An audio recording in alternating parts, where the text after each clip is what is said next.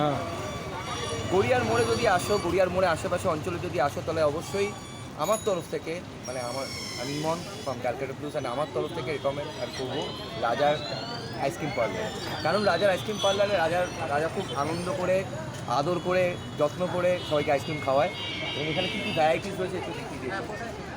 এখানে নানা রকম ভ্যারাইটিস, পান থেকে আরম্ভ করে বাটারস্কচ, পেস্তা, চকলেট, ভ্যানিলা, আরও অনেক নানান ধরনের strawberry, whatever you want.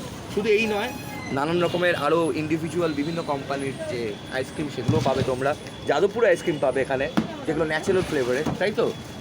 আর আর আর এখন লস্যিও করছে তো, হ্যাঁ, গরমকালে লস্যিও পাওয়া যাচ্ছে। তো এটা একটা বিশাল বড় অপরচুনিটি। রাজাকে একটু দেখাই। রাজা, তোমার দোকানের সম্বন্ধে দু লাইন কিছু বলো, সবাইকে আসতে বলো। সবাই আসবেন, আপনারা মাথা ঠান্ডা করে আসবেন, মাথা ঠান্ডা করে আসবেন, বাড়ির ঝগড়া কমিয়ে আরো আসবেন। ঠান্ডা হয়ে যাবে। একদম ঠিক আছে। এই গরমে মাথা ঠান্ডা করতে আসুন রাজার রানীর আইসক্রিম পার্লার।